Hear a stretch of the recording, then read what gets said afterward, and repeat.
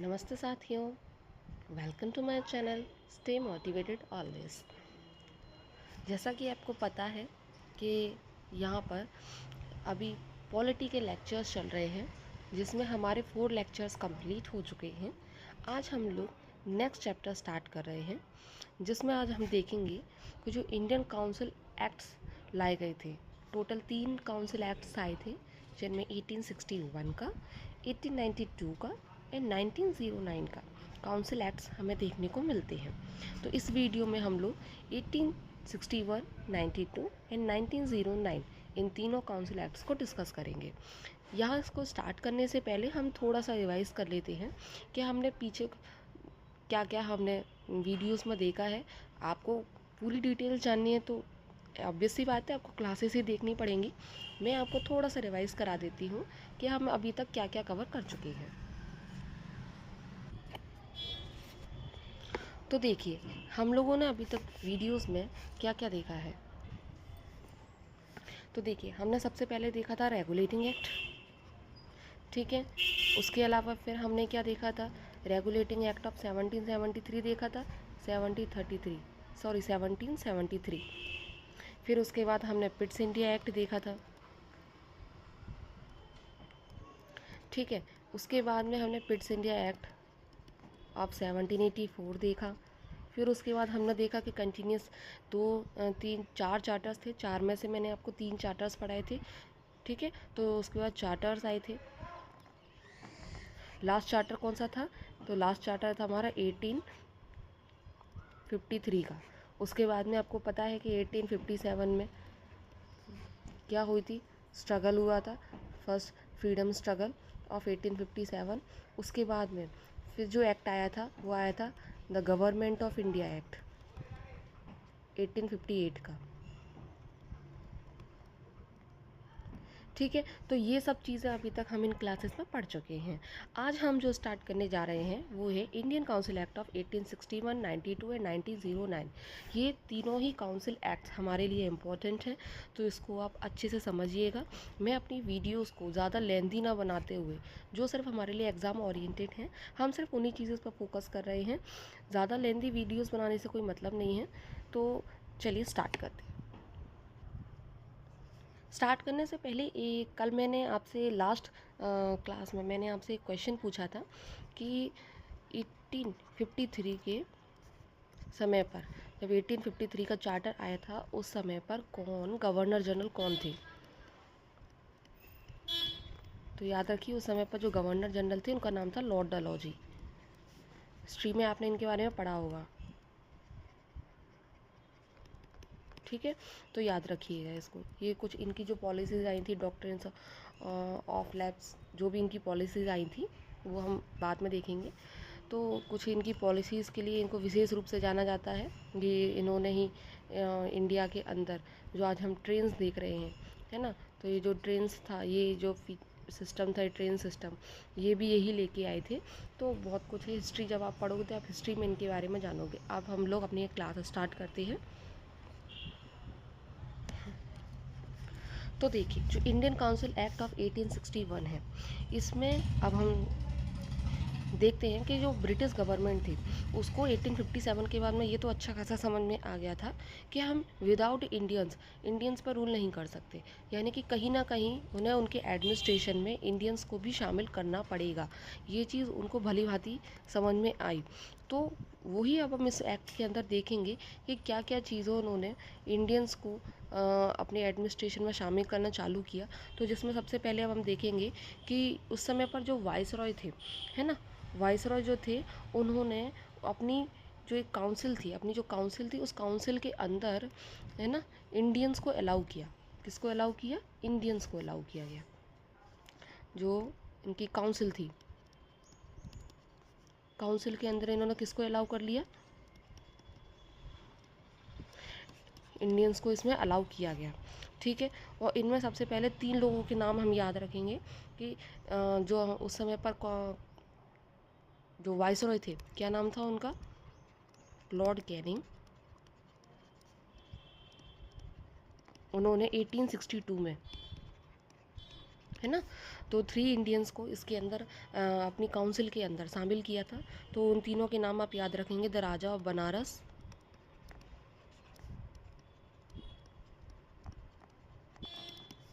The Maharaja of Patiala,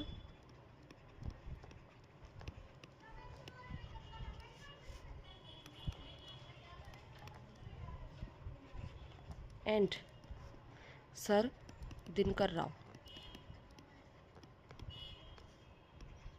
ये जो तीनों इंडियंस थे। और हाँ, एक चीज़ याद रखिएगा कि इन तीनों को नॉमिनेट किया गया था। क्या किया गया था? इन्होंने सिर्फ इनको नॉमिनेट किया था। यानी नॉमिनेट आप समझते होंगे, नॉमिनेट क्या होता है? नॉमिनेट सिर्फ चुन करके अपनी काउंसिल में शामिल कर लिया गया था। ये कहीं से इलेक्ट होकर के और किसी प्रोसीजर के थ्रू नहीं लाए गए थे। से इनको सिर्फ जो वाइसरॉय थे उन्होंने, एक होता है ना एक लॉलीपॉप दिखाना, तो वही चीज़ इनके साथ में की गई थी। इंडियंस को ये दिखाया जा रहा था कि हाँ, हम आपके लिए काम कर रहे हैं, आपके साथ मिल कर के काम कर रहे हैं। तो बस वही चीज़ थी। तो इसलिए इन तीनों को क्या किया गया था, इसके अंदर नॉमिनेट किया गया था। इस चीज़ को आप विशेष रूप से ध्यान रखिएगा।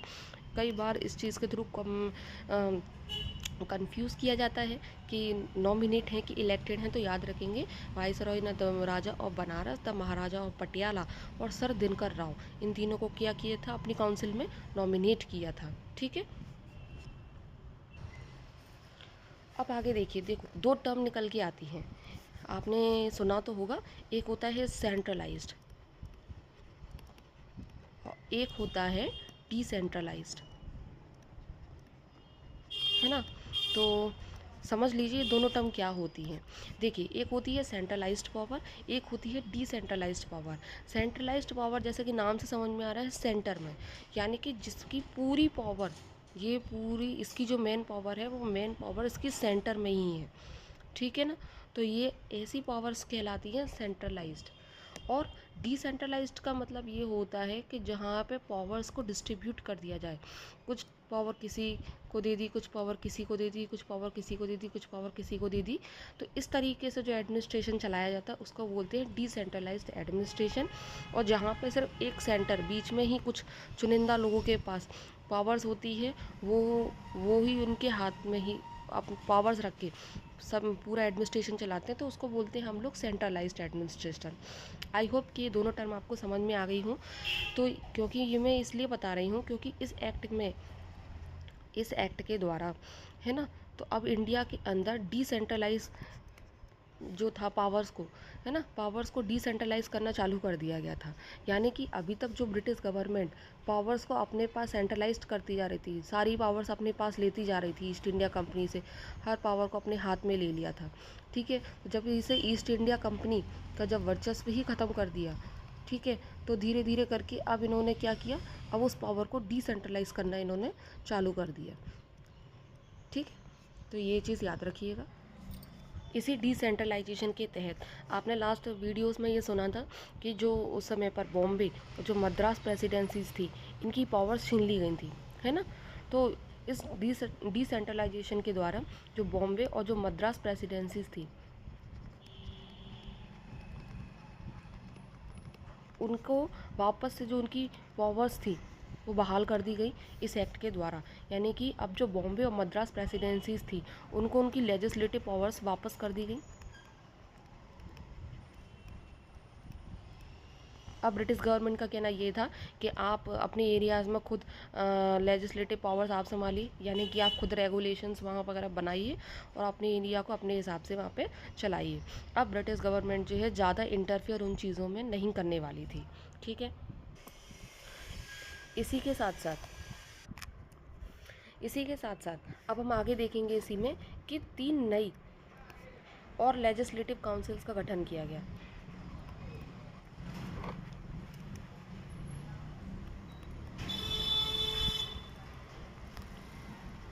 3 न्यू लेजिस्लेटिव काउंसिल्स का गठन किया गया। कहाँ कहाँ पे किया गया? तो बंगाल में, north west provinces and Punjab में। तो ये 3 नई जगह पे क्या स्टार्ट किया कि 3 नई लेजिस्लेटिव काउंसिल्स का यहाँ पे गठन किया गया। ठीक है। अच्छा, मेरे को एक क्वेश्चन का आंसर दीजिए, ये नॉर्थ वेस्ट प्रोविंस क्या है बताइए, फिर मैं आपको वीडियो के लास्ट में इसका आंसर दूंगी, तब आप लोग खुद सोचिए क्या है ये नॉर्थ वेस्ट प्रोविंस। ठीक है, अब इसी में हम आगे देखेंगे यहाँ से। हाँ, एक चीज़ ये भी ध्यान रखिएगा, इन तीनों काउंसिल्स के गठन की बात तो की गई, लेकिन गठन किया कब गया है तो ध्यान रखना, इनकी ईयर्स भी याद रखिएगा। बंगाल का गठन किया गया था 1862 में। नॉर्थ वेस्ट प्रोविंस के अंदर जो लेजिस्लेटिव काउंसिल थी उसका गठन किया गया था 1886 में। और जो पंजाब है उसके अंदर गठन किया गया था 1897 में। ठीक है, तो तीनों की ईयर्स हम याद रखेंगे। अब एक चीज़ मुझे बताइए कि जो ब्रिटिशर्स थे उन्होंने अपने यहाँ पे सेंट्रलाइजेशन की जो प्रक्रिया थी वो कब से चालू करी थी।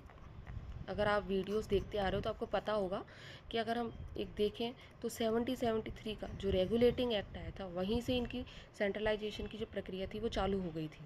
ठीक है ना, तो इस एक्ट के द्वारा उस चीज़ को क्या किया गया, रिवर्स किया गया एक तरीके से। ये एग्ज़ाम्स में कभी कभी पूछ ली जाती हैं ये चीज़ें, इसलिए आपको ध्यान रखना है कि 1773 में जो सेंट्रलाइजेशन की प्रक्रिया है ना, जो ब्रिटिश गवर्नमेंट के द्वारा चालू की गई थी भारत में, वो कब जा कर के रिवर्स हुई तो याद रखिएगा उसके बारे में। वो स्टार्ट हुई थी जाके इस एक्ट के द्वारा 1861 का ये जो एक्ट था, काउंसिल एक्ट था, इसके द्वारा उसको रिवर्स किया गया, उसको ख़त्म करके डिसेंट्रलाइजेशन चालू किया गया। ठीक है, अब यहाँ पे एक नया सिस्टम और लाया गया जिसको बोलते हैं पोर्टफोलियो सिस्टम।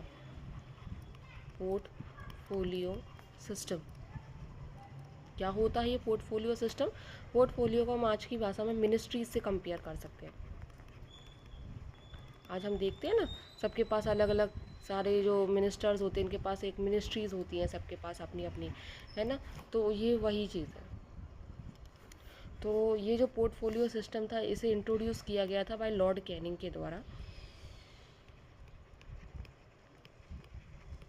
किसके द्वारा इंट्रोड्यूस किया गया था? लॉर्ड कैनिंग के द्वारा। ध्यान रखिएगा, पोर्टफोलियो सिस्टम लाया गया था, है ना, और ये इंट्रोड्यूस तो याद रखिएगा बहुत पहले ही आ गया था, 1859 में इसको इंट्रोड्यूस कर दिया गया था, ध्यान रखिएगा।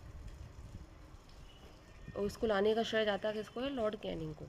ठीक है, बट इस एक्ट के अंदर पोर्टफोलियो सिस्टम को इस एक्ट में के अंदर इंट्रोड्यूस किया गया, इस एक्ट के अंदर डाला गया है, जबकि इसको इंट्रोड्यूस तो बहुत पहले ही 1859 में लॉर्ड कैनिंग ने कर दिया गया था। ठीक है, इस पोर्टफोलियो सिस्टम में एक चीज़ और याद रखिएगा कि जो वाइसराय होते हैं ना, उनकी जो काउंसिल होती है, उनकी काउंसिल में मेंबर्स होते हैं और उन मेंबर्स को ही ये पोर्टफोलियोज दिए जाते हैं, जैसा कि हम आज के समय में भी देखते हैं। और एक मेंबर के पास एक से ज़्यादा पोर्टफोलियोज भी हो सकते थे। ठीक है, यहाँ पे अब हम आगे देखेंगे, इसी में एक ऑर्डिनेंस सिस्टम भी लाया गया। ऑर्डिनेंस सिस्टम हिंदी में जिसको अध्यादेश बोलते हैं, एक ऑर्डिनेंस सिस्टम लाया गया था। ठीक है, इस एक्ट में ऑर्डिनेंस सिस्टम को इंट्रोड्यूस किया गया था। जो कौन जारी कर सकता था? वाइसरॉय, है ना, बिना किसी की एडवाइस के खुद से वो ऑर्डिनेंस जारी कर सकता था, जिसकी जो लाइफ टर्म जो बोल सकते हैं, उसका जो टर्म, उसकी जो लाइफ एक्सपेंडेंसी है वो कितनी हो सकती थी? मैक्सिमम 6 मंथ्स तक। तो कहीं ना कहीं अब आप एक चीज़ ये देख पा रहे हो, है ना, तो हम एक चीज़ ये कितने अच्छे से क्लियरली ये देख पा रहे हैं कि जो आज के समय में हमारे कॉन्स्टिट्यूशन के अंदर इन चीज़ों को हम जब पढ़ेंगे, आगे जब पढ़ोगे तो आपको समझ में आएगा कि इन ये चीज़ें हमें, जो हमारे बैकग्राउंड था, जो हमारी हिस्ट्री थी, उनसे ही हमें मिलती आई हैं, है ना। तो एक चीज़ याद रखिए, ऑर्डिनेंस लाया क्यों जाता है? इमरजेंसी की स्थिति में, जब मान लो सेशन नहीं चल रहा था, जब सेशन नहीं चलता है तो उस कंडीशन में, इमरजेंसी की स्थिति में वाइसरॉय जो है वो ऑर्डिनेंस इशू कर सकते हैं, इसको याद रखेंगे। अब स्टूडेंट्स, वीडियो जो है थोड़ी लेंदी हो रही है, मैं नहीं चाहती कि किसी भी तरह का बर्डन लेके हम लोग इन क्लासेस को करें, तो इसलिए अब जो बाकी के दो जो काउंसल्स बचे हैं उनको हम नेक्स्ट क्लास में कंटिन्यू करेंगे। ठीक है, तब तक आप इसको पढ़िए, इसको रिवाइज़ करिए। और एक चीज़ और, अगर कोई न्यू स्टूडेंट है जो मेरी इन वीडियोस को देख रहा है, तो मैं उनको सजेस्ट करूँगी कि आप पीडीएफ के चक्कर में ना पड़ के आप खुद से लिखने में बिलीव करें। देखिए, अगर आप कोई वनडे एग्ज़ाम दे रहे हैं तो ठीक है, आप पीडीएफ्स वगैरह देख सकते हैं। अगर आप कहोगे तो मैं आपको इशू करा दूँगी, लेकिन एक चीज़ ध्यान रखिएगा इसमें कि आप जब तक खुद ना लिखोगे तब तक आप कभी भी उन चीज़ों को याद नहीं कर पाओगे। इसलिए मैंने इस चीज़ में ज़्यादा बिलीव रखा है कि आप खुद से लिखें। आप अपनी राइटिंग में जब लिखते हो तो आपको ज़्यादा अच्छे से समझ में आती हैं चीज़ें। अगर आपको कोई भी दिक्कत राइटिंग से रिलेटेड या कोई भी कहीं पे भी कोई दिक्कत आ रही हो, तो आप मेरे को कमेंट करिए, मैं आपको तुरंत उस चीज़ का आपको एक्सप्लेन करूँगी। ठीक है, अब तब तक के लिए हम चलते हैं, अलविदा लेते हैं। आपके लिए एक क्वेश्चन मैं ज़रूर दे के जाऊँगी।